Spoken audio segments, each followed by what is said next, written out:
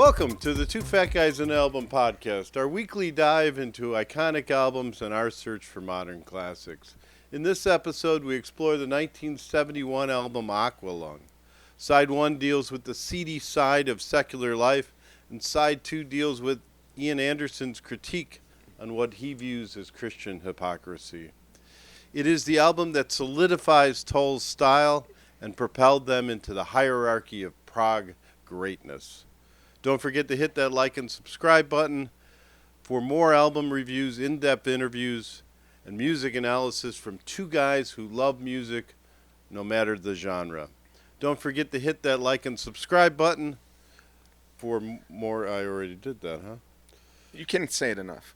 Really, yes. More in-depth discussions and reviews. I am Mike Blackburn. I'll be your host and narrator, and with me as always, my good friend, the maestro of music, the siren of sound, the doctor of the diminished chord, Brek Hufnus. Welcome, maestro. Good day, mate. It's going to be a long show. Was quite the show prep this week, so this should be an interesting one. So we kick this off normally with kind of any follow-ups or anything we missed from the previous album, and kind of being that I think shocked you with my lack of my lack of embracing of Sting's first solo work. Well, you'll be happy to know Sting has not unsubscribed for us. We did not get that email. No. But I do, no, we're not going directly at that. Just, okay. But I do think, even going back a couple episodes, I think a word of the day is appropriate. All right. Okay. And since we're going with prog rock and possibly some of your misunderstanding of Sting's excellence, the word of the day is pretentious. The definition is attempting to impress by affecting greater importance, talent, culture, etc., than is actually possessed. I used that word quite a bit in the last episode. And just to be clear on because you may have misunderstood the definition by calling Sting pretentious, but I will, having said that, I think anytime we're going into the prog rock or anytime I think any artist is trying to go beyond the basics, they are in danger of coming off as pretentious. And that is all I actually have to say about that. The way I used it describing his work with Dream of the Blue Turtles is I think some of those songs came off a bit more preachy than I think we were used to hearing him in, the Police. Right. And I'm not actually, I mean, it came up, it made me think of it, and then paired up with Jethro Tull and the whole prog rock thing. Sure. So I think I do think, right. I even agreed with you that Sting was pretentious. And I think that's a common, I think if you're going to criticize that album, people do come up with that. But I do think he was sincere and reaching to create a higher level of music, of rock, or whatever you like. That's one interpretation. I think, as I said during the show, the other side of that is him saying, kind of walking away from the rock, the kind of the... Well, reggae, really, if you're talking about Police, they're very reggae. Yeah, and he walking away from that, and it just seemed like he was doing the look, I'm a real musician, I can do jazz. And my answer to that is he is a real musician and he can do jazz. Yeah, that's fine. Yeah. I wasn't expecting it at the time, and it still irritates me now. That was my whole point. Excellent.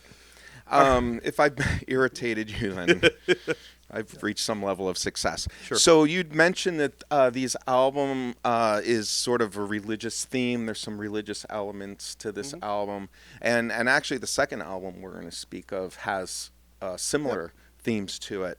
So in light of this, I would like to ask Saint Francis de Sales, the patron saint of patience, to help me be a kinder, more patient and understanding maestro, especially with regards to your ideas on genre. Wow, look at that. Yeah.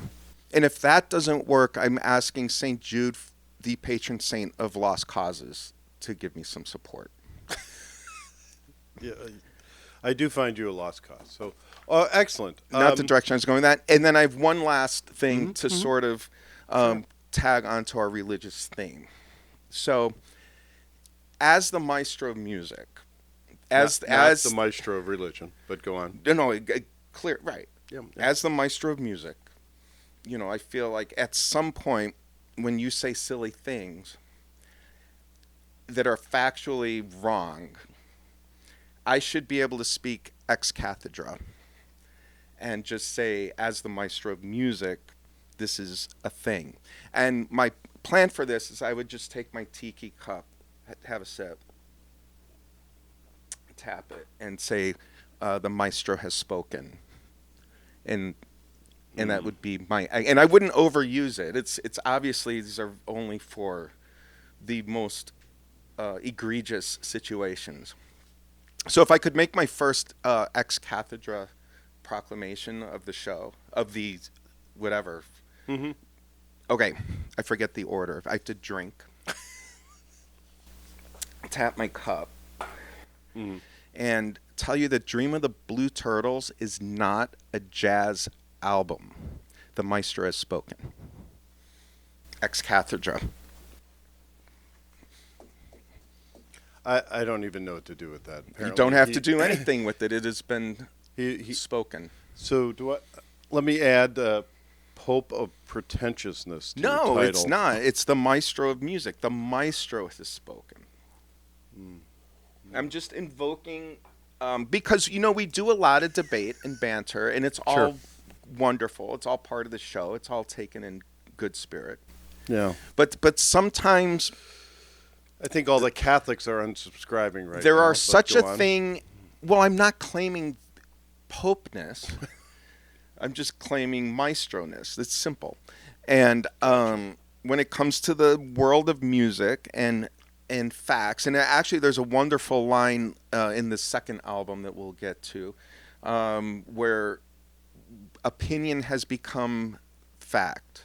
I believe it was spoken.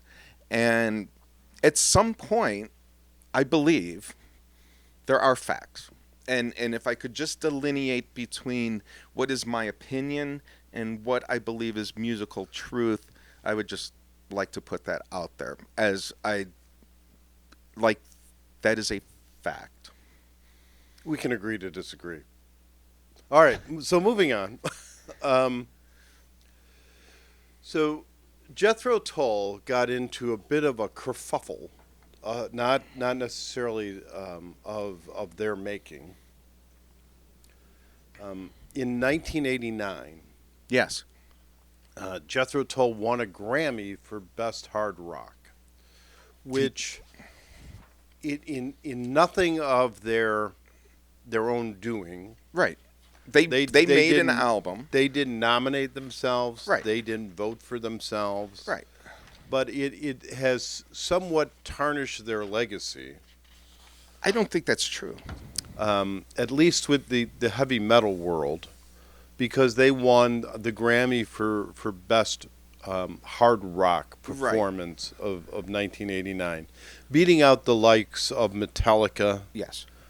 Jane's Addiction, AC/DC, and Iggy Pop, I believe. So, this is all true. And I don't know. The only thing I'm not sure of is, are the heavy metal people actually angry with them, or are they angry with the Grammys for being so completely out of touch and unaware of what they were voting for? Totally. Because as you said, he himself, wasn't even there to pick up the award. He basically, to this day, calls it a fluke. Like, he does not even claim that he deserves the award. And So I don't think if any of you metalheads out there are holding this against Jethro Tull, I believe you're it's misplaced. I believe it is, your ire is more correctly directed at the people who voted and even nominated, and it's the Grammy people that Sure. that showed that they had no idea what was going on in modern music and had no idea how to deal with metal and even taking metal as a serious category. And I don't know this for sure. I didn't get all the way into it, but do you know if this was the first year that this category was even created? No, I don't. I didn't look that deep into it either. But it did, there was some backlash to it, and backlash at Jethro Tull, and Tull's record company took out a full-page ad Yes. in Billboard magazine, sort of kind of poking fun at this, and it was I mean, I wish we had this picture. I'd frame it. Right. But it was a picture of a flute laying in a pile of rebar. Yes. So, and it said something along the lines of Heavy metal, I believe. Yeah, a flute is heavy metal. Yeah. Right. Brilliant. So, it is. Self-deprecating. Right, and then Metallica put a sticker on their album "And Justice for All," which was the album that was up, that said, which probably should have won. right, absolutely, that said Grammy loser. Right. And I think that's all very cool, but it got me thinking. Uh-oh. So this is 1989. I mean, metal was fairly well established at this point. Yes. I think. Oh yeah. I mean, right. So like the Grammys hadn't caught up to it, Mhm. and again, maybe much like Rush had been. I don't know. Maybe that's not a fair comparison but just the fact that the establishment, people were making music that the establishment couldn't put into a box, perhaps. Yeah. Don't know who else likes to put things in boxes. And so these things didn't fit into their boxes, and it sort of exploded. But yes. So the question I have for the Maestro Yes. is, who is well, let's back up a little bit. I think it's fairly well established or accepted, and you can Maestro me if you want to. Sure. But it's fairly well accepted that Black Sabbath was the Black Sabbath's album, Black Sabbath, 1970 was the first metal album. It's possible. You can argue with that point. Yeah, I mean, okay. So- You're so- speaking as a complete album and not a particular song, for Yeah, example. yeah. Because So- there's so- songs that came before that. Right. Well, that's Okay. kind of where I was. So, I would use the term like, is Jethro Tull the Godfather of metal? Jethro Tull has nothing to do with metal. So who, or just kind of the weird cousin? Nothing. Jethro Tull has zero to do with metal. There is that is how the Grammys people, why they look so stupid. Because somehow they put Jethro Tull in a category that he does not belong in, has no influence on whatsoever. There's nothing heavy metal about Jethro Tull in my... All right, fair enough. So when I say the term Godfather, I don't mean the first. No, I don't think he's even I mean metal like adjacent. What bloomed into heavy metal. Who was first? Where did it come from? Who's the Godfather of metal? I mean, is this just sort of an evolution of Sabbath and Zeppelin? And Well, okay. And again, I'm one that I want to listen to the music and say, this sounds like metal. sure. You know what I mean? I don't want... I'm not looking at it from... and people... And again, all these genres, even the term heavy metal or metal, are basically derived from music critics and who are writing, Of course. at the time, Yep. even like they're in, so they write an article and they're just trying to describe the music, and they say this particular song is very heavy or this is very metal, and at some point somebody was the first to use those terms. Yeah. And I mean, the term rock and roll itself, I think, is attributed to Alan Freed. Right. DJ, although that term had existed in music before that. You know, and so there is an evolution to even legitimate genres that aren't like completely. So by sound alone, you know, not going by. Right. Okay. What critics would say. Yeah, Exactly. Yeah. I believe the Rolling Stones, they have a live album. It's called Got Live If You Want It from 1966. Okay, and they're performing live, and their versions of Get Off of My Cloud and 19th Nervous Breakdown, to me, sounds like heavy metal. And it doesn't sound like their studio recording versions of it. Right. You know, but it's their live versions, which are perhaps a little faster, a little louder, a little more energetic, perhaps a little more distorted, you know, in the guitars and all that sort of a thing. So I would point to that. I would say, you know, listen to... When would that be? 1966. All right. All right. And so not studio produced, but recordings of their live music. And to me, that sounds like actual heavy metal, okay? And then you have Jimi Hendrix, Are You Experienced? Purple Haze from March of 1967. That sounds like heavy metal to me. I think the thing that if you're delineating, like, and this gets tricky because you're talking about heavy metal versus hard rock. Correct. Okay. And so in your genus, phylum, blah, muckety muck that you have that we'll deal with another day, not pseudoscience, I think is the term we're looking for. But heavy metal would probably be considered a more extreme version of hard rock. Sure. So, okay. Yeah. So I would put 100%. Heavy metal, well, you have hard rock and then heavy metal. So rock, hard rock, heavy metal. Yeah, that's kind of how I would go with it. And then pick your band, yeah. Okay. All right, so I'm glad we agree on that. So then the only question then there is Jimi Hendrix hard rock and not heavy metal? Because I think the thing when you talk about heavy metal, you're sort of talking about themes that are sort of darker. More gothic, More right? gothic, for sure. Absolutely. I would use the same term. Yeah. So heavy metal probably leans towards like a goth got vibe. Got that sort of medieval, a little darker. Kinda, Yeah, exactly. Yeah. So then Jimi Hendrix probably hard rock, but not heavy metal. So, but And he would be the precursor, the Godfather. Well, if you would. That's where I would go with it, saying that he was, to me, the first real true heavy metal song would be 1968 Indigata Davida by Iron Butterfly. Yeah, and I think that's reasonable. Yeah, I think if we're gonna parse out the difference between heavy metal and hard rock, you know, I would say this Rolling Stones is probably hard rock, Jimi Hendrix hard rock.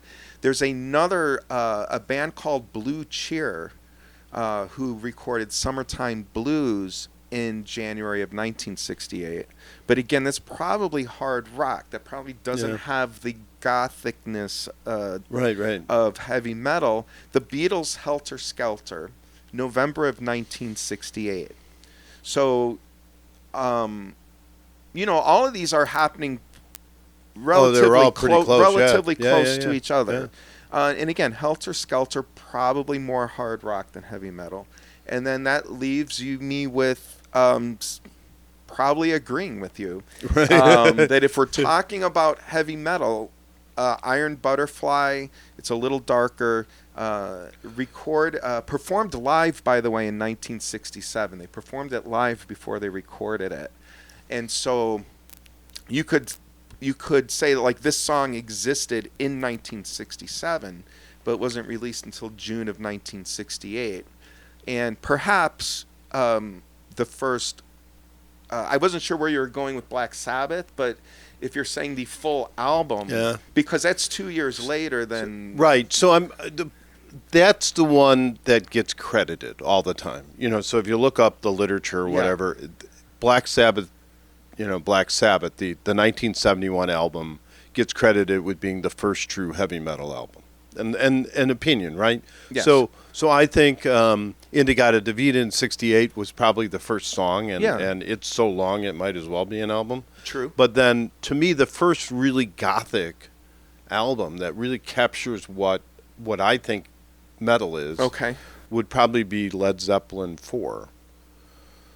You know, with Black Dog and the Battle of Evermore and Stairway to Heaven, right? So that's kind of that gothic feel. And to tie it back to what we're talking about. And is that, I'm sorry, 1969? 9. I don't know. Because again, I think my feelings on that are going to hard rock. Oh, Zeppelin? I don't know. So Zeppelin is where you think about. I mean, if Zeppelin is the Gothic cathedral. So I'm sorry. I'll let you complete your analogy. Yeah. So to tie this together, I would say, if Zeppelin is the Gothic cathedral, then Tull is the Renaissance fair. Tull has nothing to do with metal or hard rock. You're really trying hard on this. Nothing. Zero. They're the Renaissance fair. They have that medieval sort of... Right, but just because it's medieval doesn't make it I just Gothic. said it was a Renaissance fair, not the Gothic cathedral. Okay. As long as you're not somehow equating that to metal or hard rock. Well, like maybe hard rock is fair, but I don't think metal at all. That's fine. And then going with Black Sabbath, again, just... I don't... So like Black Dog, definitely hard rock. But, I mean, this is a song about women and... So are they the godfathers of heavy metal? Are they what Metallica and... I think their influence is... See, this is... evolved from? Because this is where your pseudoscience starts to fall apart, in my mind. Okay? And I don't want to... I don't know... We don't... I could go again... for days on this. Yeah. But I think here's the one thing to just, in a concise way, try to just generate some thought maybe for future discussion, is you have it very linear, okay? But metal and hard rock, like it's not linear. It's like it's like your top-down... businessy flow charts, you know what I mean? And music is actually more collaborative and more horizontal. And so when you start saying, when you take metal and hard rock and put them in a straight line, I don't think they belong there. I personally, even though I had said it, and maybe they can be in a straight line, but they also need to be sideways because they influence each other. They're not one. So I think that's a flaw. When you said Jethro Tull was medieval, okay? So now you're saying, like, to me, when you put this thing in your phylum kingdom thing, you're trying to put a chronology to it. Like, there's a chronology. No, I mean, but things happen in science and biology. Things happen as offshoots, asides, as they happen collectively. There may be one shoot that survives, but it all happened. It all can happen simultaneously. If you're talking about like humans, there was at one point probably 8, 9, 10 different versions of humans all existing at the same time. Right. You know, you had Neanderthal, modern man, and various others. So it's not, and we've even said on this podcast, we've talked about the fact that you know, like goth kind of came out of the post-punk era, but there's still post-punk bands today. So you are the one that's kind of has forcing it into a linear fashion. I just say one kind of sprang from the other. That's all I've ever kind of... Right, and I don't think that's... Somebody built on something. Okay, so let me... You know, the Rolling Stones is a blend of kind of blues and psychedelic. Right, and of course. They're a blend of that, and they've created something new. That's all of it is. Right. That's what evolution is. That's kind of my point. Yeah, and I don't think it necessarily fits what you're saying perfectly. So let me just... I just don't know how attached you are to this analogy. If it's just like a casual way of explaining things, then I can roll with it. But if it's sort of the concept that's supposed to clarify everything, I'm not sure it does. So if you have, for example, Jethro Tull influenced by medieval music, okay, so does that mean medieval classical music is at the top of one of these orders, and then blah, blah, blah, blah, you draw a bunch of straight lines, and kaboom, there's Jethro Tull? No, it means that something wouldn't exist without the others. Without the blues, the Rolling Stones sound wouldn't be what it is. Of course. Right? Right. I mean, that's undeniable. Something was built on it. Yes. Right? Yeah. Without the before, there can't be the after. And all this kind of does is help tie the... Sounds like something I would say, but go on. It just helps to gather together and to better understand where bands have come up with their sound. And I don't think it's anything that needs to be so... that we need to be so uptight about or so wound up about. It's simply the legacy of what comes before has created something new, and that's what's cool about all this, is where things get their feel, their design, their influences from. And everybody has an influence. They do have an influence. So whether bands were influenced, whether Metallica had any influence whatsoever from the music of Jethro Tull or the music of Black Sabbath or Iron Butterfly or Led Zeppelin, you can ask them, but you can hear stuff in it. Of course. No, definitely, for sure. You can hear things and you're like, clearly this is an influence. And oftentimes they'll acknowledge it, but... so that's all I'm saying. I think there's a reasonable evolution of things. And it's fun to kind of classify. If you disagree with that, okay. We can... Okay. I'm not... So I guess on that note, let's jump in. Get the last word. Let's jump into the album. Here we go. Ready to rock. In the red corner, an album that needs no introduction.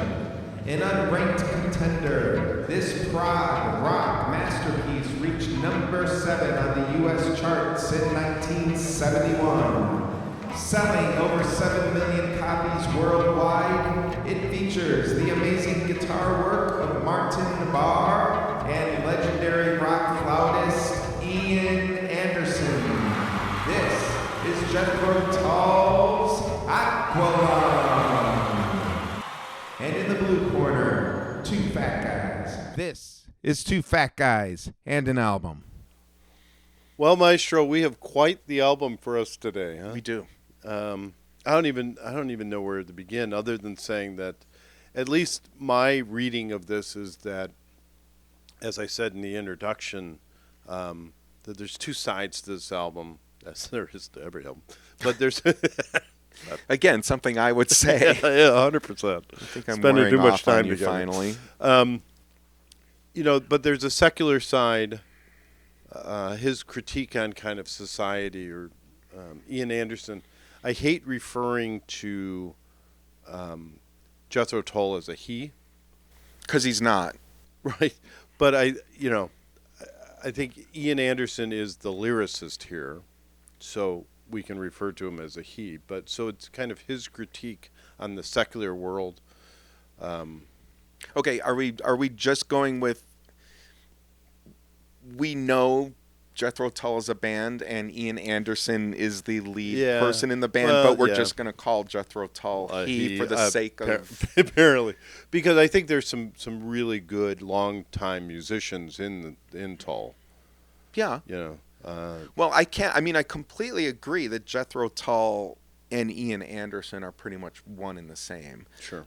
He's the band is actually still existing. Yeah. And even has a brand new album out. Yeah. So, well, their longtime bassist, I think, passed away a few years ago. Okay. But bassists are easily replaceable. Much harder to replace than you might think. In fact, probably the more of the in demand. I think it's actually harder to find a good bass than just about anybody. I'm teasing all the bass players because he it's his dream to be a bass player. It's not a dream. It's becoming reality. Dream. Martin Barr is the other prominent member of the band. For me, he's the lead guitarist. And he was in the band from 68 to 2011. But Ian Anderson is the only consistent, true member of Jethro Tull from its inception. And the lyricists, I don't know how they actually, I don't know, maybe you do, but I don't know how they put together the music. But whether they do that collectively as a band, right? Or I how actually he does don't it. know. Yeah. Well, I mean, the solos belong to the guitarist. Absolutely. I think the song composition is probably pretty heavily weighted towards Ian Anderson's vision, in that all of his albums sound similar. You know, I mean, it's not like they went through. It's not like Yes that went through, or even Rush that went through 3 different versions. Like when you hear Ian Anderson, it pretty much sounds like Jethro Tull, no matter what. The album today sounds very, very similar to the album of 1971. Sure. So, but the first 2 albums did not. It wasn't until the 3rd album that he really started to get this sound and kind of the pattern, if you would, of music. And Aqualung really solidified his sort of style, both in writing and music. Right. I think for them. Yeah, I agree. But this is there's a lot of criticism going on here from Anderson of both Society and then side 2 of what he deems to be, Christian hypocrisy. Yes. So on the secular side, since it's side 1, and the one hit, if you were, the first hit or the first song would be the title song, the title character, Aqualung. Yes. And it's interesting, and so my take on it when it was out, or when I first heard the album, it was another album I discovered in high school, and right. This album's older than we are, and so we were not contemporaries of this album. Album's not older than us, but it wasn't. We were 5. Yeah, we weren't listening to Aqualung when we were 5. Right. I hope not, anyways. But what I find interesting now, kind of looking at the song, and again, correct me if you would, but he's sort of blaming the homeless guy for being homeless or unhoused or however. No, I completely disagree with that. Go on. Well, I think the way I see the song, I do think there are certainly your summation of, there are societal issues that he's commenting on here. But I don't think I actually read it almost completely opposite. I think he's empathetic and sympathetic to the homeless man. I think, even the album art came from him and his wife noticing a homeless man, and she apparently took a picture of it, and that inspired the art. And he even said the album art is like a watercolor painting of him as a homeless man, which is actually the artist disagrees with. Yes, Burton Silverman doesn't. I think he's just painting the picture they took, and Tull claims it's, or Ian Anderson claims it's him. Yeah, it's funny how, right. Again, so this is all years ago. Yeah, right. But that's true. Yes. Yeah. And so I don't think he's blaming the homeless man for anything. I think actually the song alternates between sort of this hard rock version, almost metal, but then has a softer side to it. It does. It builds. Yeah, and so I think the hard rock version of it is society's view on this homeless man, and them judging this homeless man, and them being as you said, maybe society blaming the homeless man for being homeless. I don't think Jethro Tull is. I think the softer side of the album is actually the sympathetic side, where he sees this homeless man as a human being and feels sympathy and empathy for this person. And even the line, from the louder, heavier part of the song that gets a lot of criticism still is eyeing little girls with bad intent. Yeah. And I think I think his intention is that society is seeing this homeless man, and without knowing this person and without anything, they're projecting all this evil upon this person. Like, this is a homeless person, this is an evil person. And in fact, he's not. And I think that's reflected in the softer parts of the song. So that's my reading of the song. It's interesting because I have to go back now. Feel free to leave a comment. Yeah, no, I think it's great. Cross-eyed Mary, again, I see as like he's criticizing, criticizing this woman and her looseness. Yeah, I mean, you're talking, yeah. Okay. Both of them seem like they're critiques of lack of virtue in people. That was my interpretation. Okay. I mean, I'm going to also say that I think that's a projection. I think he's observing this situation. I believe he's commenting on the situation. I don't see judgment. There's definitely judgment in the Aqualung song, but I think the judgment is not by him, it's by society. And I think if in Cross-Eyed Mary, I would look at it the same way. Like, I honestly think he is sympathetic to these characters, and they're interesting characters. They're very interesting characters. They are. And I hear it as him being an observer, telling a story, but not necessarily being judgy about it. Oh, I would listen to Cross-Eyed Mary again. No, I've listened to it quite a bit. So, Right. I mean, I'm not, I just, that's kind of how I look at it. I mean, and it's not, I don't know. I mean, I'm not going to go to war over Cross-Eyed Mary, but yeah, I think he's more sympathetic to these characters. I think his beef is with society, not the people of society. I think his beef is with the societal rejection and judgment, and he himself is not. But that's my take. Well, that's my take on it. This conversation's almost like time standing still here. Yeah. But I think it's a good point. And again, if somebody wants to, I think these are thought-provoking songs. And, they are. There may not be a right or wrong answer to this, but I like my thoughts on it. I don't know. Maybe when we follow back up on it, I'll grab a couple of actual lyrics out of the two songs. Sure. For the follow up and kind of. But let's jump over to the second side, and this is sort of our first delve into sort of religion on this show. And sure. And clearly, religion or kind of critiques or whatever in religion or religion in music is relatively prominent. You think like Jesus Christ Superstar was released the year before. At least the album was. The stage show hadn't been out yet, but the album was out. The album came before. Yeah, look it up. Yeah, and so because the album was the Broadway cast. No, there was an album before that. There was an album released the year before as a concept album. Honest Injun, man. Really? Right. The show didn't happen till 72, I believe, on Broadway. But the album, that's fascinating to me because I always thought it in reverse.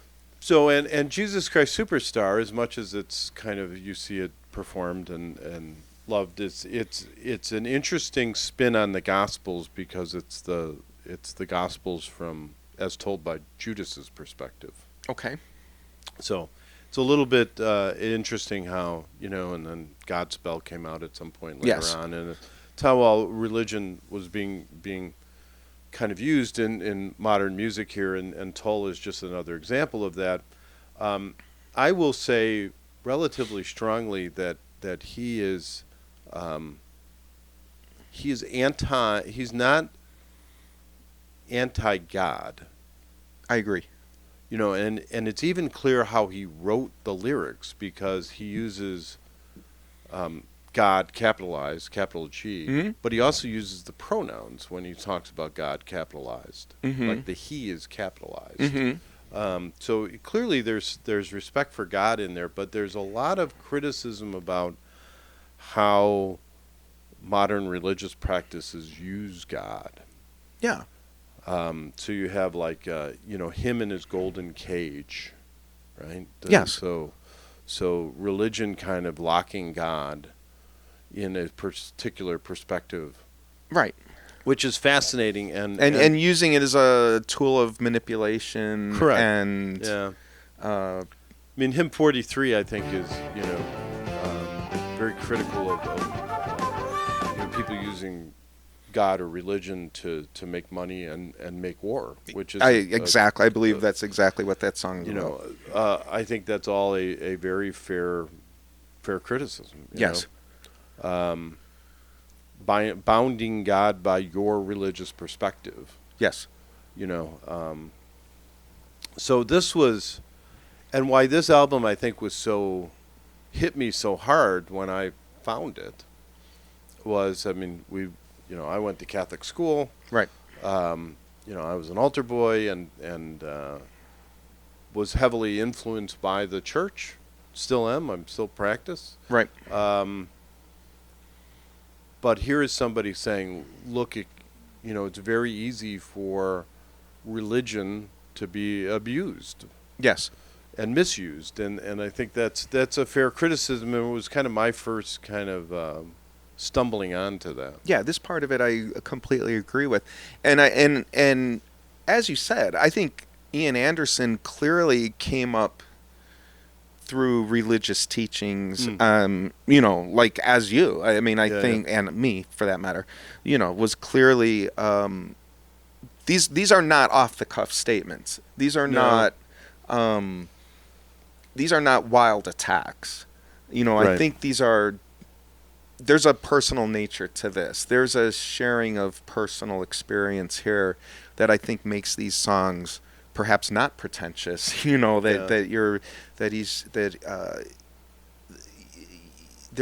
a again, like a gravitas to this, an importance to this that I think he feels and is trying to communicate, and I think he does a pretty good job doing it. I think off of My God, which is the opening song to the second side, people, what have you done? Made him bend to your religion? Right. Speaking of God. Right. Right. Speaking that you're bending God to your religion. Right. And then, the follow-up is, he is the God of everything. He's inside you and me. Right. So he clearly has, he clearly has a love of God, and but it's the insincerity or the manipulation of God that he has finds fault with. And that is followed by just an awesome flute solo. It's a great flute solo. So musically, a heavy metal flute. Right. So, all right. So that's kind of our tap dancing through the whole religious connotation here. Yeah. So musically, so Rolling Stone has a line in their review from this time that I think is just hysterical, and it talks about Ian Anderson's singing style. Right. So, and the quote is, "The over-enthusiastic delivery is probably meant to compensate for his inherent vocal limitations." Yeah, it's ridiculous. I think it's interesting, sometimes you go back and you see, first of all, the Rolling Stone is not infallible, clearly. Don't tell them that, but okay.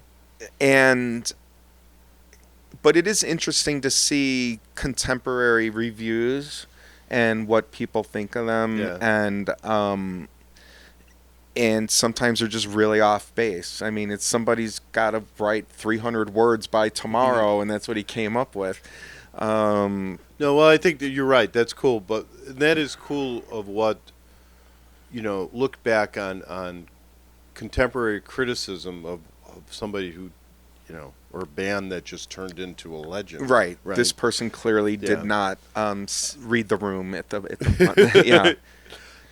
But what I was going to ask you about is having had some influence during this period and later on of kind of classical music. Right. I mean, we've seen classical. Yes. You're kind of classically trained. I am.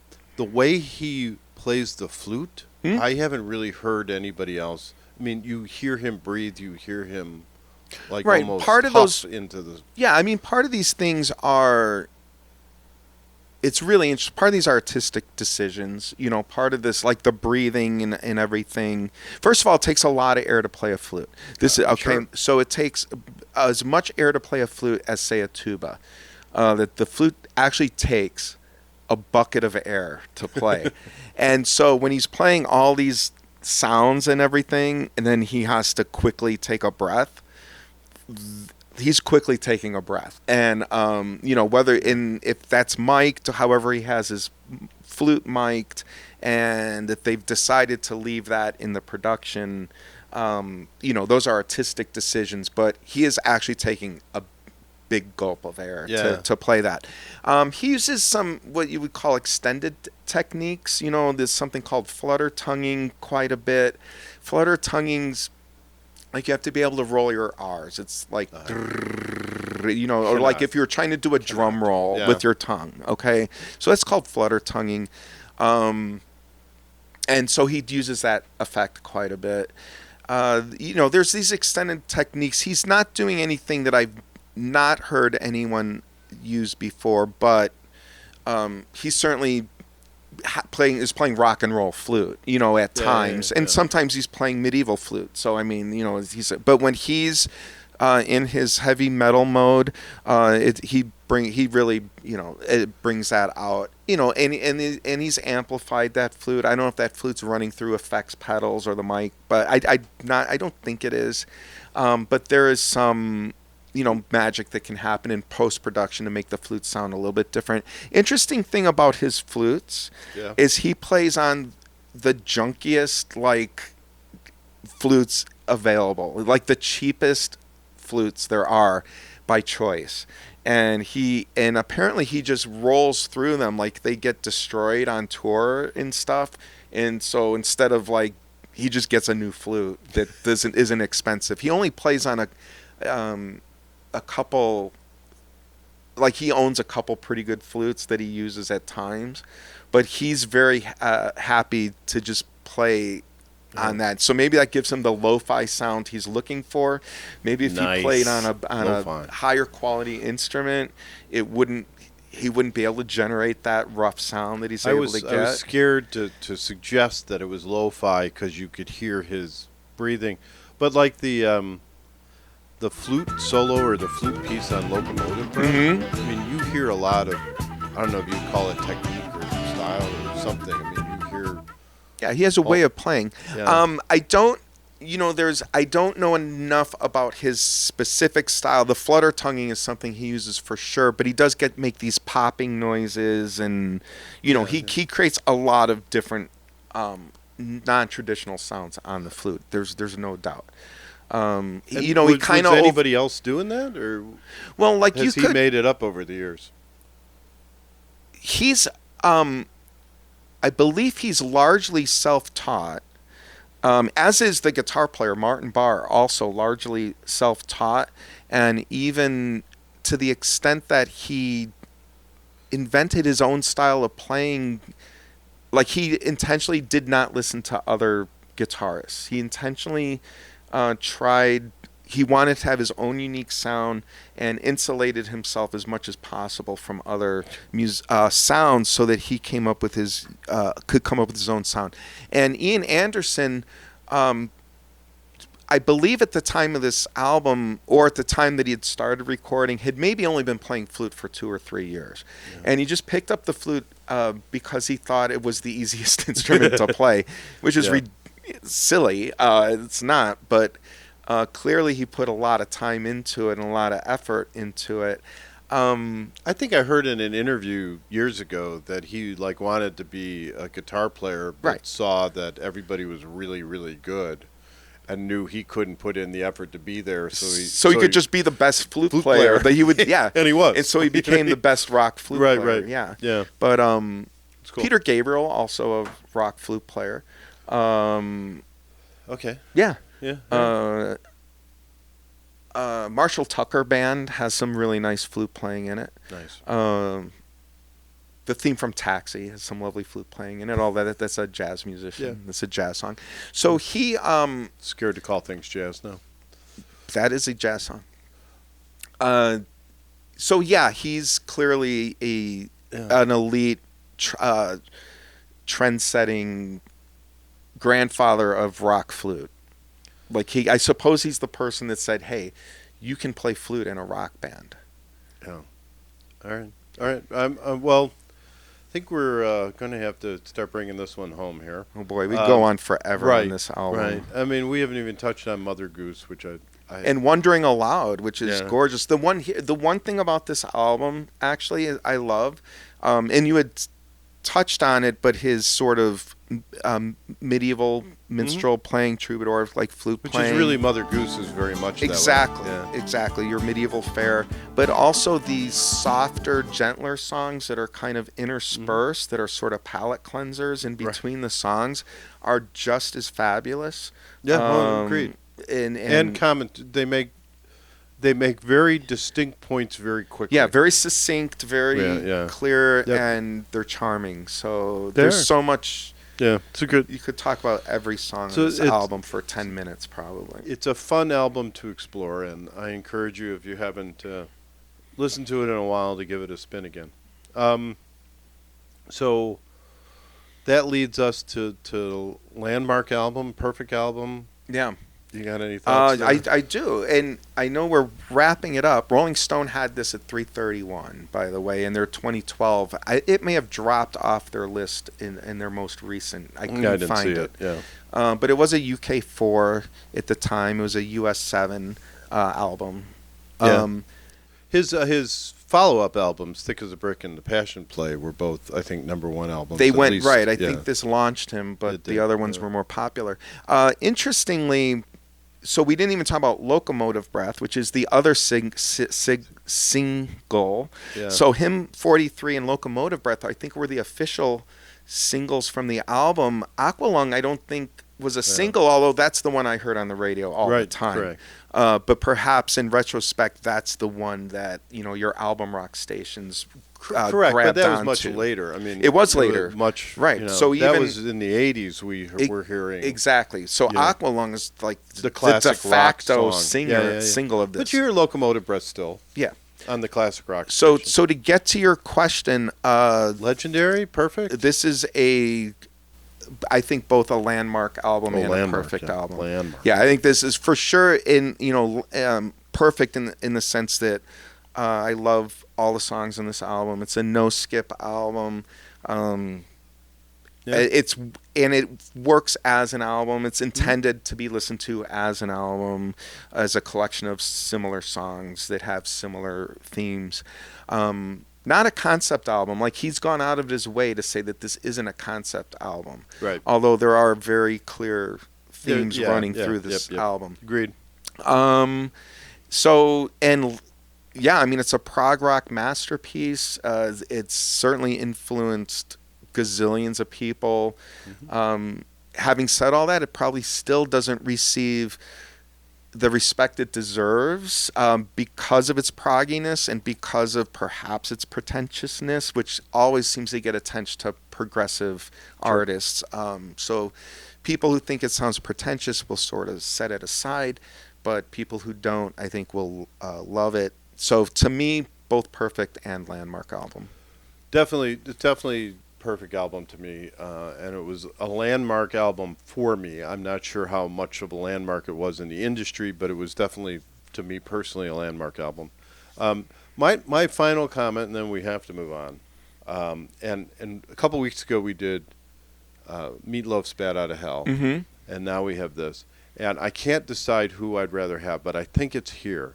If there's a biopic ever on Ian Anderson and Oh, yeah, you want to see that? if there's ever a biopic, I think he should be played by Jack Black. Definitely. Well, Jack Black could do both of them. Right. Well, that's my problem. He would be just the dress Meatloaf like guy? a homeless man for Jethro Tull, and then Well, and he'd have like the plastic flute thing. oh my gosh, saxophone. Yeah. The But he'd have to move it to a flute. it's a saxoboom, I think I is what love it's it. actually Whatever called. it is, I So can- here's the crazy thing about that. I can't believe you brought that up. They sell those things for like $300. That is not like an inexpensive instrument. It is so cool to see him pick that up. Yeah. So So I Anyways. think Jack Black would be fantastic in a biopic here. I see that. Yeah. All right. Well, then let's listen to a live read. Nah, You got words from our sponsor I do somewhere? somewhere.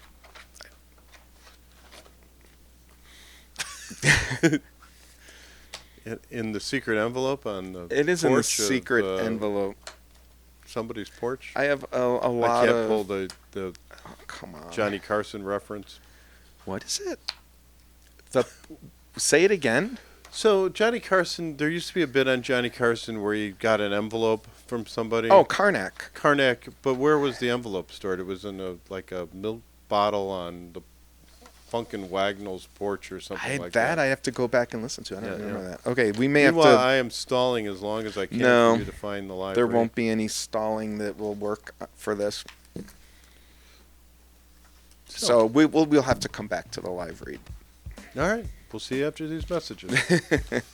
Hey, two fat guys and an album fans. This is Diane Blackburn, realtor with Baird & Warner and proud sponsor of this podcast. I pride myself in being committed to serve as a trusted real estate advisor for all my clients. Whether you're looking to sell, buy, rent, or lease, feel free to reach out and let's chat about how we can work together to make it happen. If you're watching, scan the QR code for my website or give me a call at 630-638-1999. See you on the flip side. Are you someone who needs help with their Instagram or TikTok? Well, you're in luck. LR Media is here to help. Email me at laurarose2003@aol.com to get started. Let's make your social media shine. Two Fat Guys in an Album is sponsored by Deeper Connections Counseling, helping people connect to themselves, the people they love, and the world around them through individual and couples therapy for Illinois residents, both in person and online. More information at dcctherapy.com.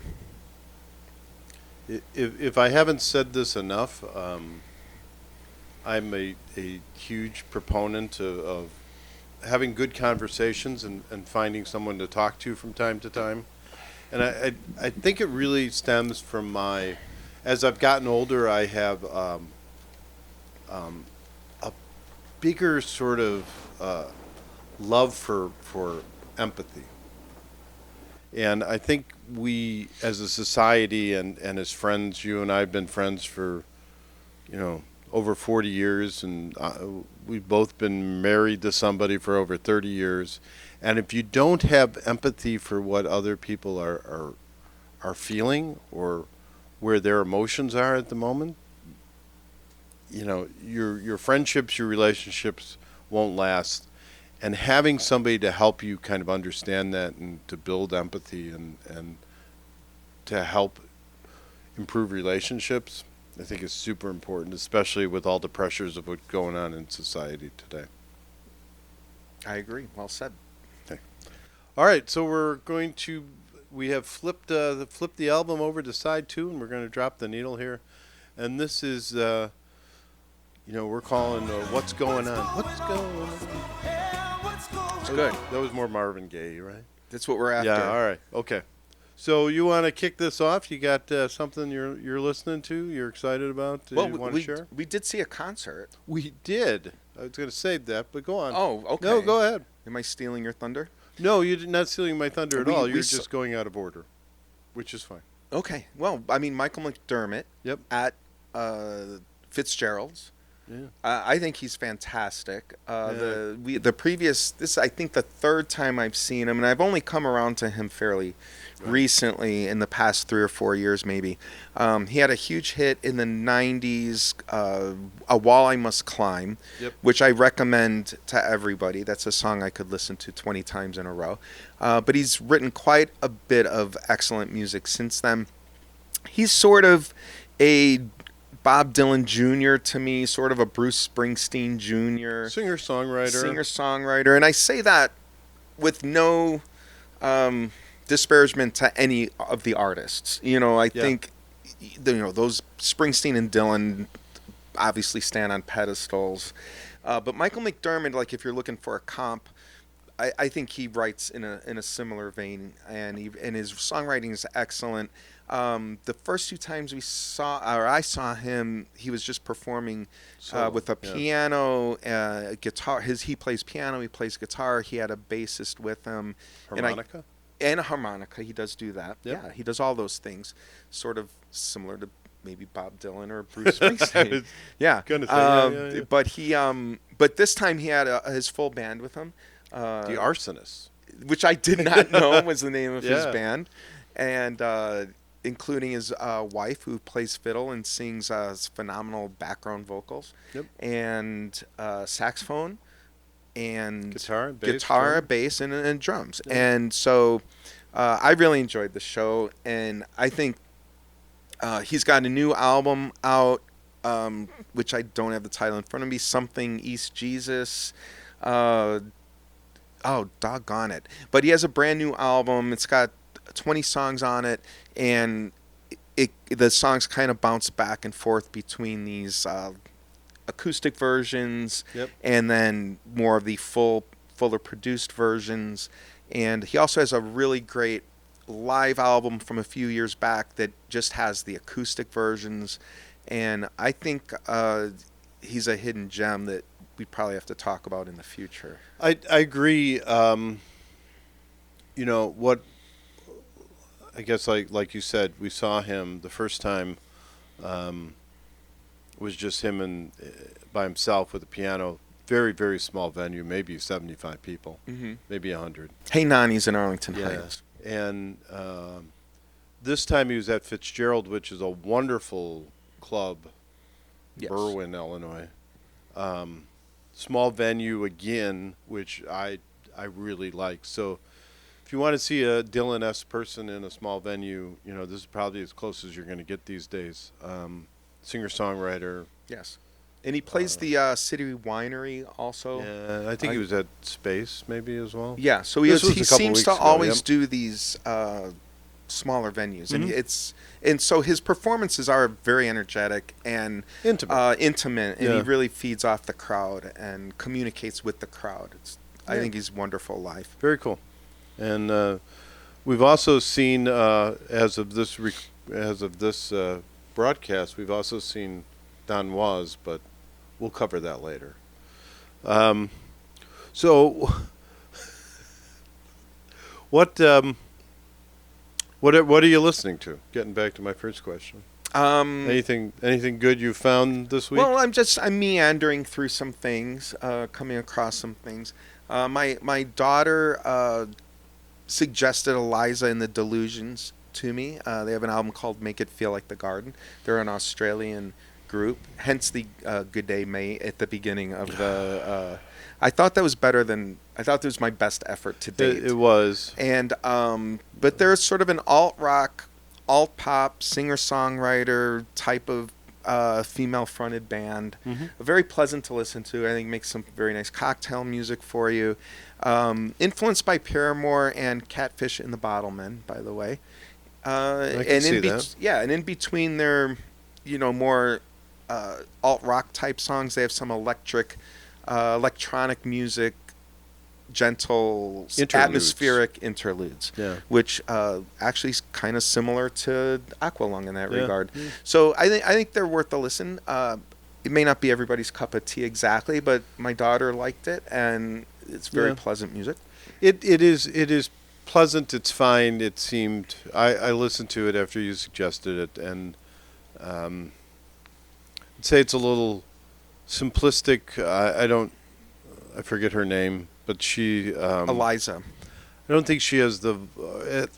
She might have it. I was going to say I don't think she has the vocal range that is appealing to me, but she might have it. She just didn't use it. Right. I think we were discussing like Natalie Merchant and Edie Brickell as comps. So they have amazing range. Right, and her voice isn't quite like that. So I agree. I wouldn't put her in that category.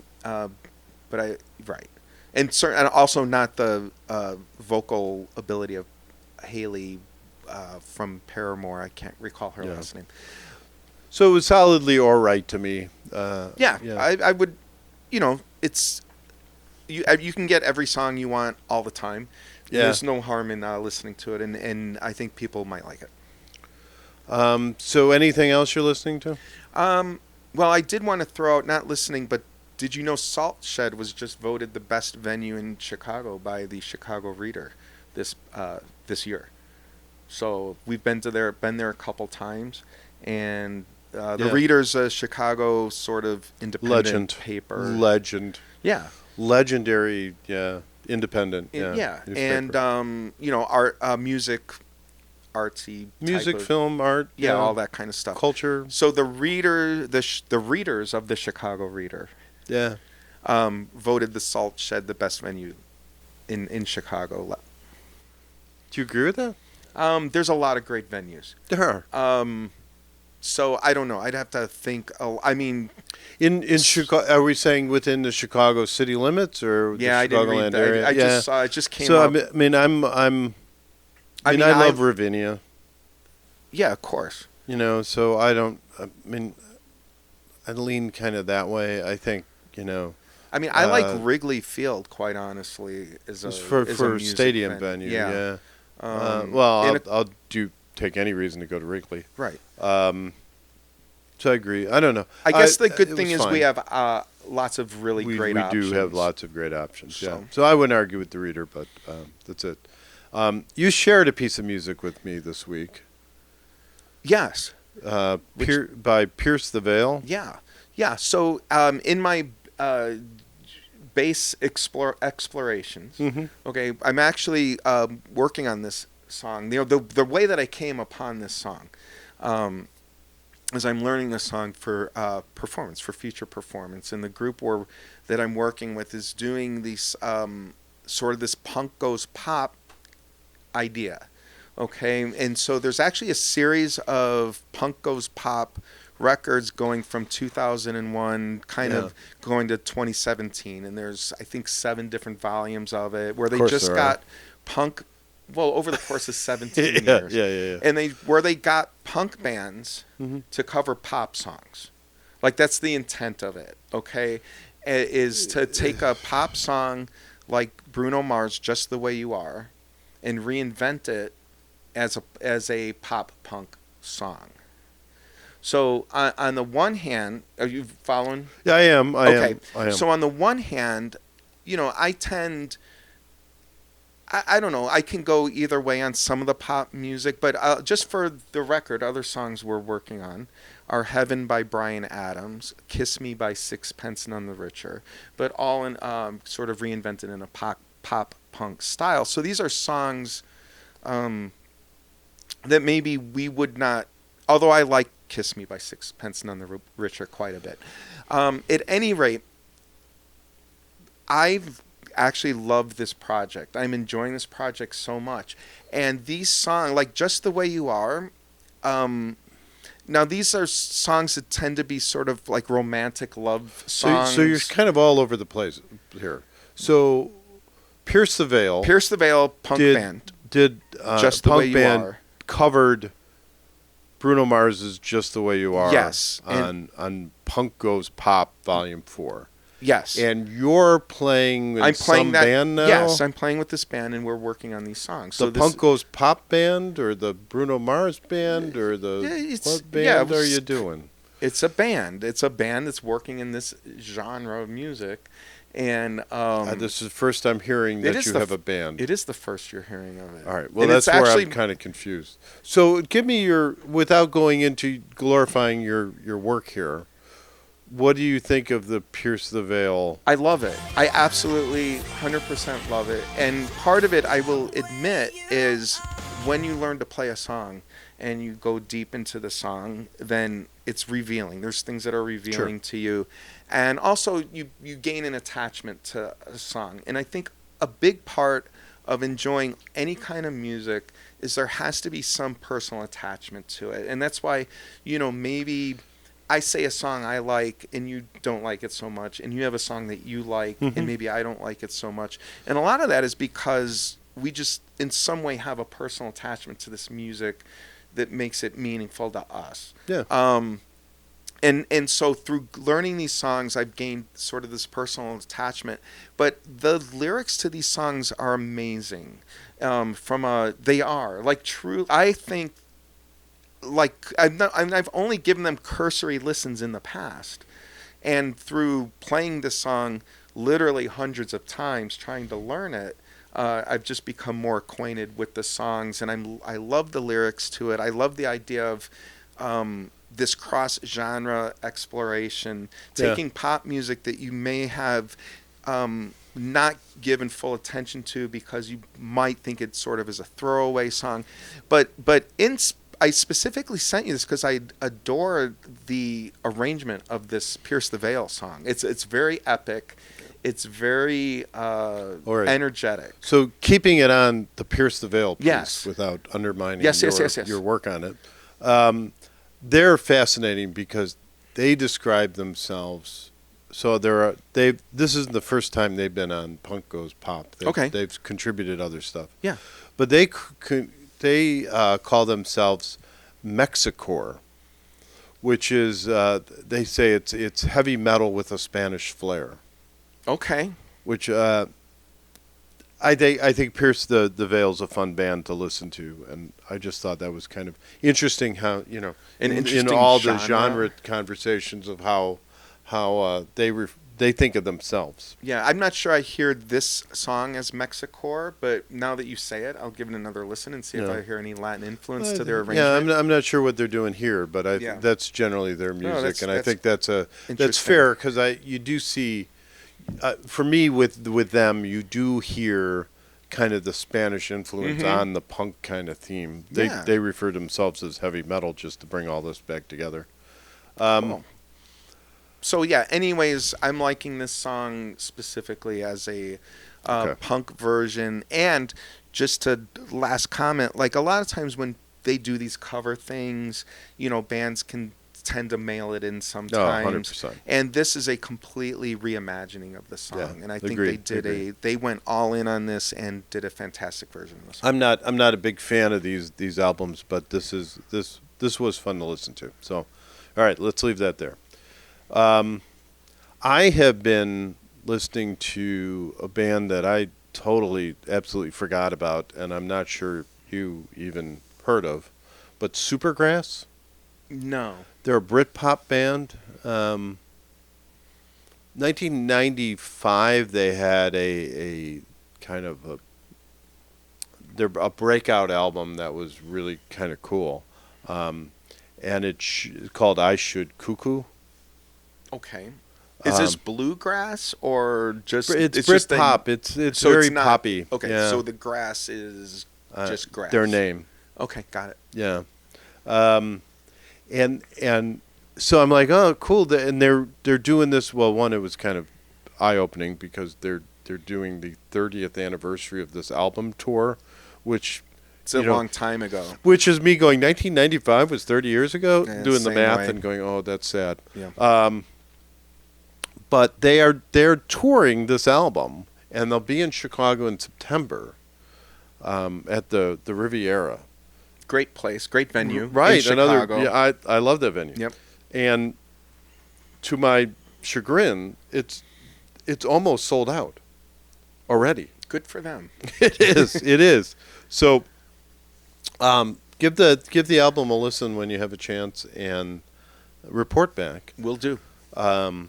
and see if you're interested in grabbing a couple of the few remaining seats for. I think there are few remaining standing spots. Right. But probably, that's fine. Yeah. Probably. All right. I got a couple. So that's what I'm listening to. There's in the new music realm. I got a couple. Okay. I'm not sure if you have anything, but No, I have a few. Yeah. I'll start with the most interesting one, and this is not only because of the ties to stuff we like, and it's a band that I like, and it's an album I think is fantastic, and you have in the past rolled your eyes at.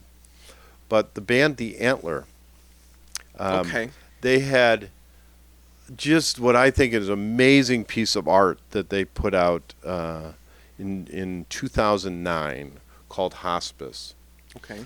And the album is sort of a concept album. It's a journey album of a man or a person struggling with a terminally ill child.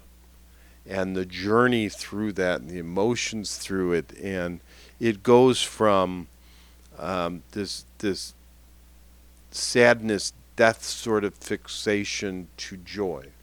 Yeah. As he moving through the emotions, and this whole album is sort of that movement. It sounds very profound. It is, and in 2010, for the 10th anniversary of this album, they did a couple of live shows that they recorded at Thalia Hall. Huh. Another Also, one of our favorite venues. Yeah. Yeah, here in Chicago. Yeah. And they've just released those recordings as either an LP or a digital recording that you can get. Mm-hmm. So I was just going to invite you to. It's only on Bandcamp, which I'm assuming you have access to. I do have access to. Yeah. So and you can if download it. Yeah, if I might just put a plug in for Bandcamp, since Sure. you mentioned it. I mean, and a lot of people might not be aware of it. Bandcamp is a place where artists post their music, Mm-hmm. similar to, say, Apple or Spotify or Right. something like that, except they actually get paid for it.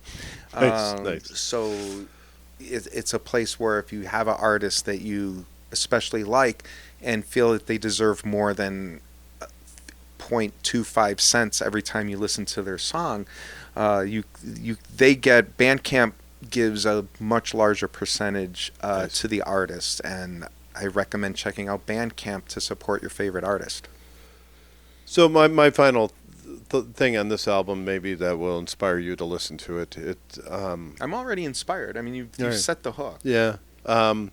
It in topic and tone reminds me an awful lot of Arcade Fire Funeral, Mm-hmm. the Funeral album, which hits my top 100 albums of all time. And this is very, very close. So it's a different kind of a little bit lyrically, and definitely the delivery of the singer on this, which is Peter Silberman, Mm-hmm. Berman. I just think everything about this is great. It was, and listen and report back. Sounds like it's All worth right. a listen. The other band that just released a song that I found amazing was Porridge Radio. They just released "Don't Want to Dance." I am blown away by this band, and I love this song. And I believe I sent it to Yeah, and I listened to it. you. You're gonna give me a Well, no. I'm not. It's just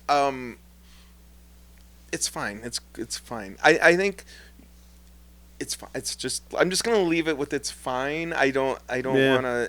It didn't especially blow me away. I like it. I'm still trying to, after all this time, trying to completely nail down your musical preferences, so that if I sent you a song, like if I picked out a song and said, I think Mike's really gonna like this song, and I send it to you, you'd be, this is an amazing song. And it doesn't really happen that often, you know. Yeah. And I'm specifically like, oh, I think you would like this song, and then I send it to you, and you're like, eh. Yeah. So I'm still working on nailing your algorithm. I'm glad I'm You're elusive. Yeah. The last one I will mention here, because I think we got to move on, is the band I cannot pronounce, the Texas City Waxahatchee released a. If you look at the letters in order, it reveals itself. The band is Waxahatchee. There you go. Spelled slightly different than the city. City is I-E, and did this not know is that. double E's. Anyways, they released a standalone song called Mud, which I think is truly beautiful. Yeah, and I listened to it also. I'm trying to figure it out. Like, it's a really good song. I like Waxahatchee. I guess what I'm getting at is like when you bring the song up, I'm assuming it has like this elevated sense. And you said, I love this song. It's beautiful. And I thought it was a good song. It wasn't like a 5-star song. No, I think so. And again, I like Waxahatchee, and go ahead and listen to this song. This has more to do with the elevation of the song, the rating of the song, than whether I like the song or not. So Mud, I would say, is a 3.5 stars if we're going to do 5 stars. Okay. And Porridge Radio is 3.5, 4-ish. Okay. For the I wouldn't say they're life changing. Okay. But they're good. They're worth listening to. And if we're looking at exploring what's being released, it's fair. And these are ones that are worth checking out to see if they hit your. Yeah, and in fairness, Eliza and the Delusions, I would probably put in approximately the same category. Yeah, I'd give it 2.5, 3. Yeah. Okay. Yeah, so not necessarily a 5-star. No. Okay. I mean, these aren't. Yeah, no, I get it. Fives, but songs, check them out. They're good enough. They're good enough to listen to. They're. If you're looking for some good new music that's maybe a little bit off the radar that you're probably not going to hear pop up on the radio station. Portage Radio, I think, is a good enough band to mention. And try and turn some people onto, because I think it will hit the spot for some people. Yeah, excellent. Waxahatchee, same thing. I think they fill a void in music. Yeah. Are very good. And I love, I think the Antler is a very good. You've poo-pooed him in the past. I don't recall, but I'm happy to give it another listen, and specifically this album. Yeah. So, all right. And if you're going to listen to it through Bandcamp. Sounds good. Okay, my last thing before we flip this over one more time or break for some sponsors is Bright Eyes is just weeks away at the Salt Shed, and I'd really like to go see him. All right, we'll have to get it on the schedule. All right, looking forward to a review on that one. All right, some words from our sponsors. This episode of Two Fat Guys in an Album is brought to you by Smidge Films. If you're looking to bring your ideas to life with some cool cinematic work, Smidge Films has you covered. From brand stories to promos, we'll help you tell your story in a way that really sticks. Check us out and see what we can do for you. So welcome to the side 3, which is our Beyond Classic Rock segment, and this is quite the album we're going to talk about here, and it's relatively new. It came out in August of 2024. It's Jack White doing Jack White things. Yeah. There's a lot to unpack here. The album is No Name.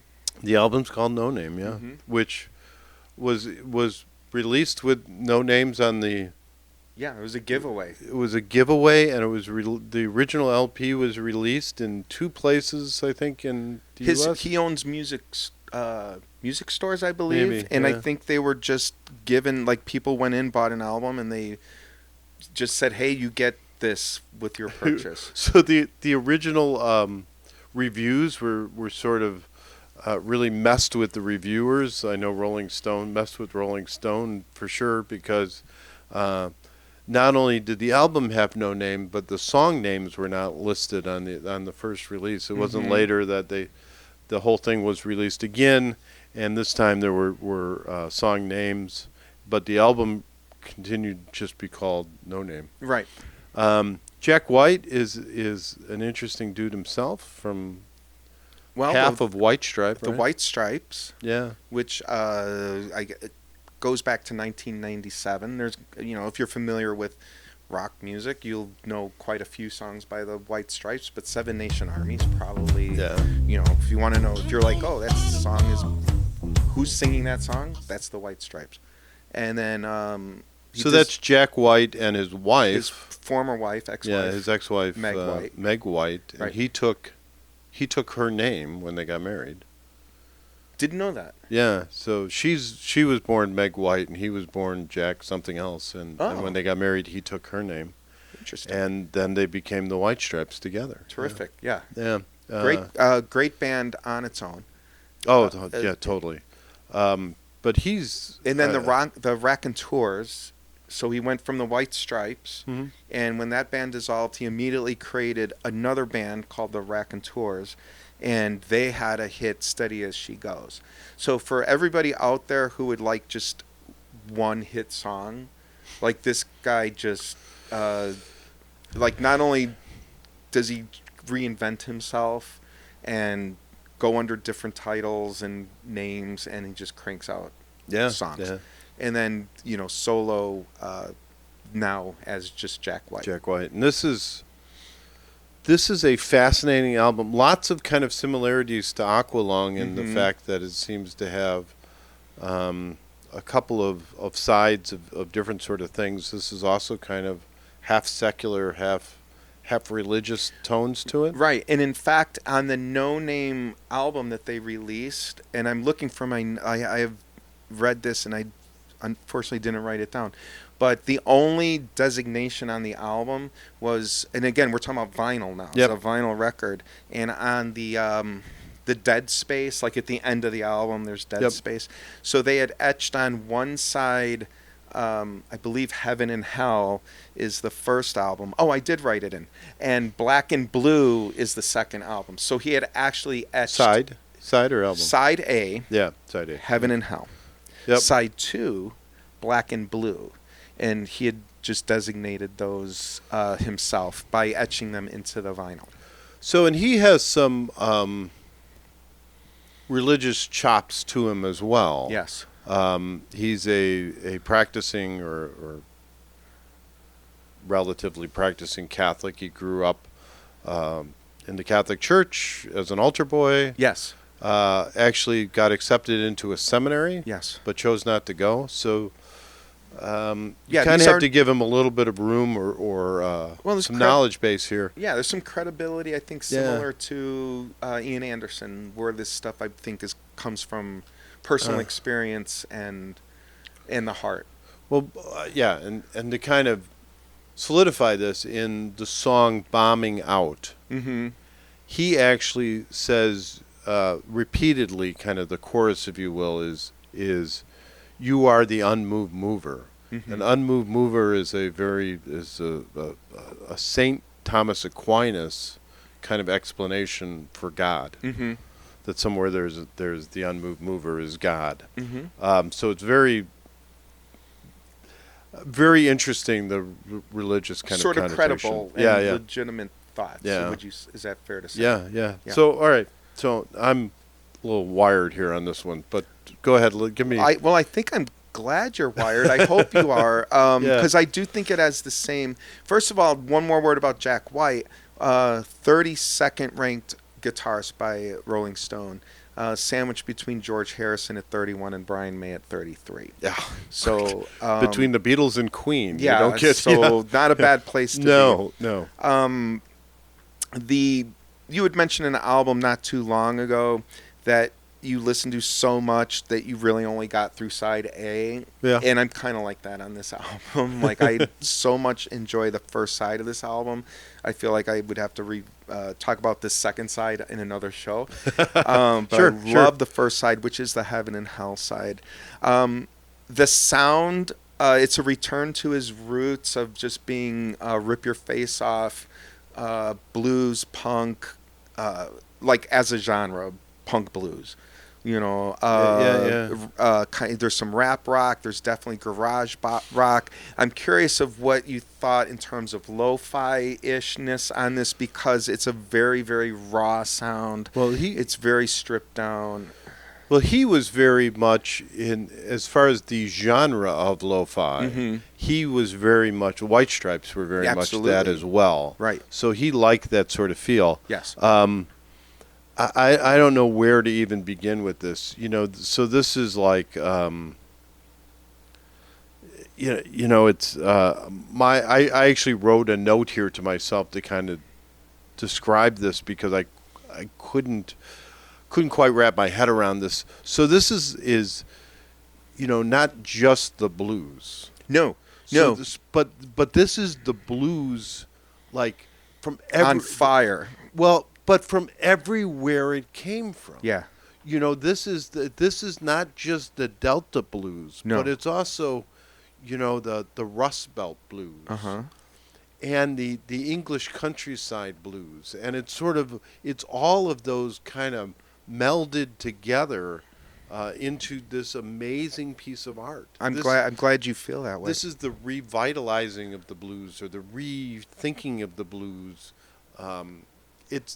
It's really the album we need right now. It's an amazing album. Yeah. And I had listened, so the first single off the album is That's How I'm Feeling. And that's the one that was released in August. And it to me is just sort of like this, it's Jack White. It's a Jack White song. Yeah. So it's the most radio accessible of the songs. And also the least, I don't say the least interesting, but pretty close. It doesn't have all the button pushing. It doesn't speak to the depth of this album. That's like the radio song. And then I would have put out Old Scratch Blues. Yeah. I think that's an old-timey blues It riff, just gone bananas. Rip your face off guitar playing. Like that's my genre. Is rip your face off blues. But you hear like like Mississippi John Hurt, one of the old-time blues guys on it, or Willie Dixon. Or something. And Jack White is a music. I think he's a music scholar. I mean, I think he takes his knowledge of music seriously. I think these things aren't accidents. So is there? I'm going to miss the song here, but is there a slide guitar on here? Probably.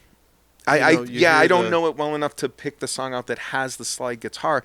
There's a lot, like you said, Old Scratch Blues, and if I could just throw in a couple comps, AC/DC, the Beastie Boys, Ozzy, Sabbath, Zeppelin, the Stooges. Like I hear all of that in here, and. So is there slide guitar? Why wouldn't there be? I mean, there's almost certainly some slide guitar. I couldn't tell you the song. So I wrote a note. Okay. It was just I wrote a name down, and I didn't attach the song with it, and I'm sort of kicking myself. But right. This is Mississippi Fred McDonald, which is one of the great old blues guys. Okay. Who's like a slide guitar master, who wrote "You Gotta Move," okay, which is actually covered by the Stones. Yeah. On Sticky Fingers. Listen, run out and listen to that, and run out and listen to Fred McDowell doing it. Yeah, and you're gonna hear a little bit of Jack White. And then there's Jack White. So that's where you kind of jumped on me in the first segment, or the crosstalk about the evolution. Yes. Is this? You hear it. This is Fred McDowell turning into the Rolling Stones. Yeah. Turning into Jack White. Right. And it's 1920s, 1960s. Yes. 2020s. It's a direct line to origins. And it's just freaky to hear that here is 100 years ago being played by, isn't it great? A guitar master today, yeah, in a whole different vein. Yes. While I'm wound up here, like Underground, I think is that's the Delta blues. Mm-hmm. Right? I mean, it's definitely blue. Like this is a blues record. Yeah. It's like almost everything on here is blues influenced. Archbishop Harold Holmes. Yeah, that's the song that got me actually to listen to the album. That is not a song. That is a performance. That's just amazing. Yeah, it's a preacher. Like he's preaching. Yeah. And he's doing a really good job of it. He's doing a great job of it. And No, that's the second song that I heard off the album. I'm assuming, because it's in sort of unreleased. I don't even know if they're singles, but these are the songs that those places that I listen to have chosen this song. And so Archbishop Harold Holmes is the song that said, "Wait, I got to listen to this album." Yeah. And interestingly, we talk about we talk about the critics a little bit. So this album, now that it's been digested, it really has received critical acclaim almost universally. There's this such a thing as Metacritic, where it's a website and they compile. It's a site. Yeah, I know. I believe it. Yeah, and they compile all these rankings of critics. It's sort of like Rotten Tomatoes, I guess. And then they take all those scores and put it into a meta score.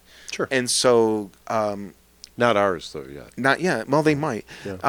But their Metacritic score is universal acclaim. That's how much this album has been acknowledged. It was nominated for Best Rock Album.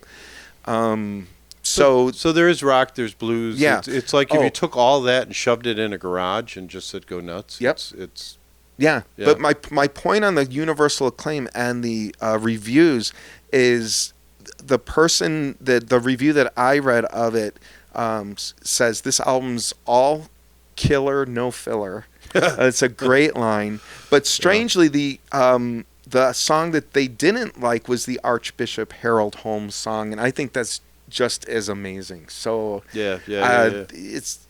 Yeah, but this is a fantastic album, and upon hearing it, I know we delve into different types of music in this beyond classic rock, and this is sort of a newer album for us to point at. But I think this is a great album, and if you like this sort of thing, go for it.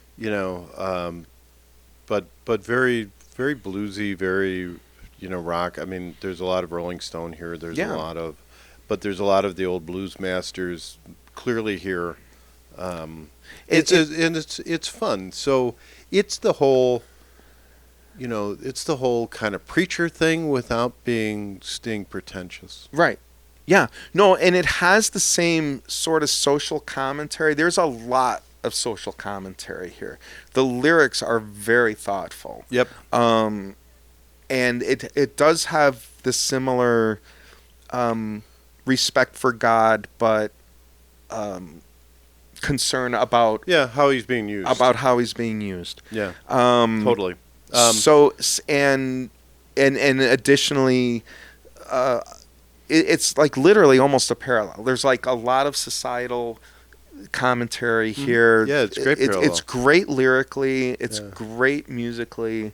This is I don't know. Can it be a landmark album and only be a year old, and what's it a landmark to? Like, and maybe in 20 years someone will think this is a landmark album. But if you like Jack White and didn't really care for some of his more recent stuff, because he does get very experimental, he is capable of pretentiousness. This strips all that away, and it is back to the garage kind of thing. It's back to the garage. It's back to blues roots, which where all rock and roll comes from, right? Yes. I'm waiting for you to bring up what's the rumpus. Yeah, I did already previously. Did you? Yeah, I did, because that's where the lyric, I've got the feeling that truths become opinion these days. I thought you were going to tie it to the bass line. What's the Well, just listen to that song again. I think just the bass on that is like. It's just a great bass line? Yeah, I thought you'd be all over that. Listen, report again. Another thing to report back next. I'm sure the bass line's incredible on it. I mean, it stood out to me. So. Yeah, and this is primarily like there are other musicians, on this, but it's primarily just guitar, bass, drums. So it's a very kind of a power trio sound to it.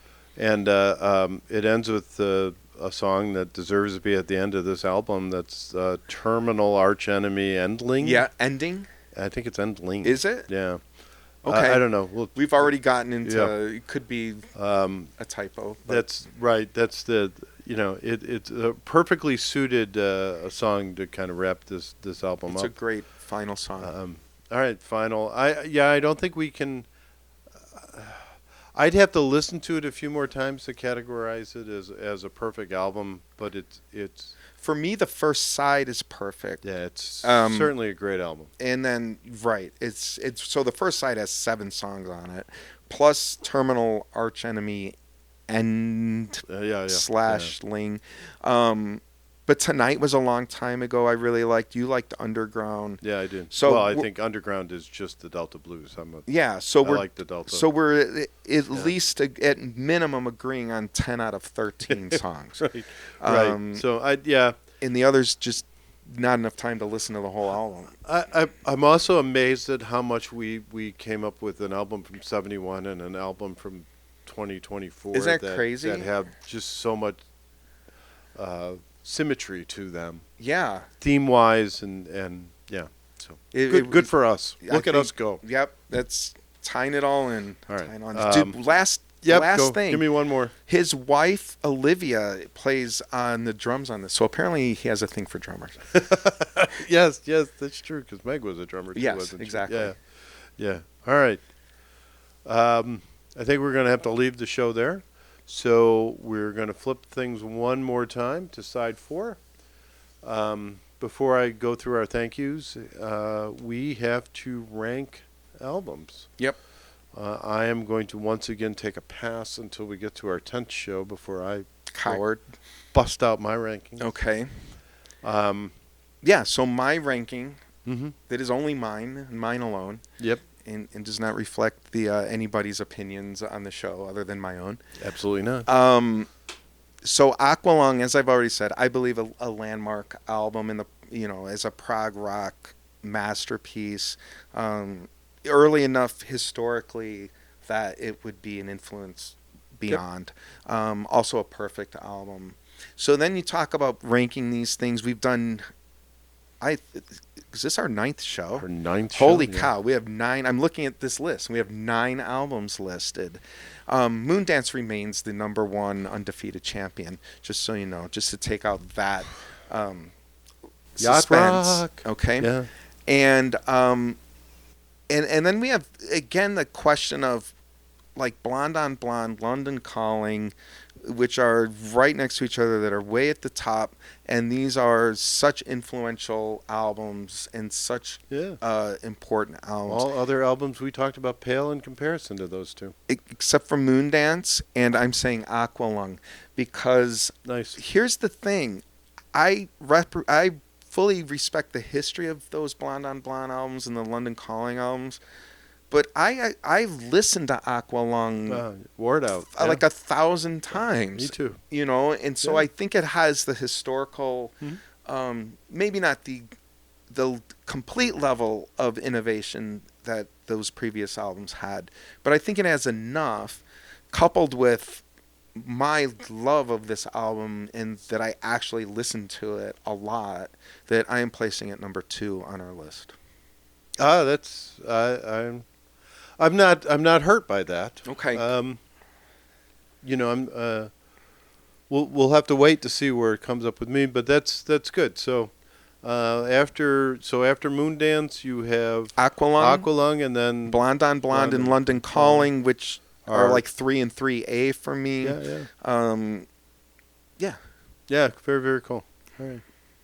Okay, well, we are proud and happy to thank our producer Chauncey there from Smidge Films, our PR team from LR Media, and our actual sponsors of Deeper Connections Counseling, Diane Blackburn from Baird & Warner, Smidge Films, LR Media.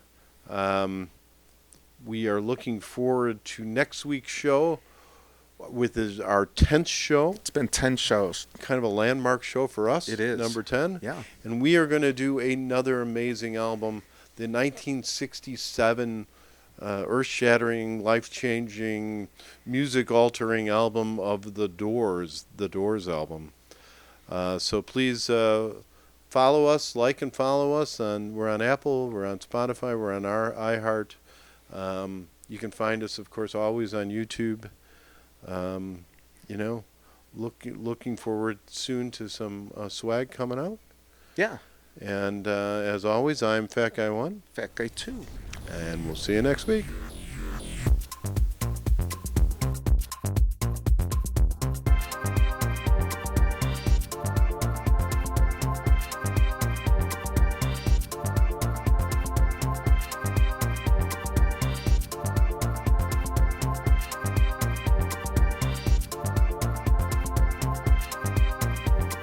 By the way, you don't have to talk as soon as I clap.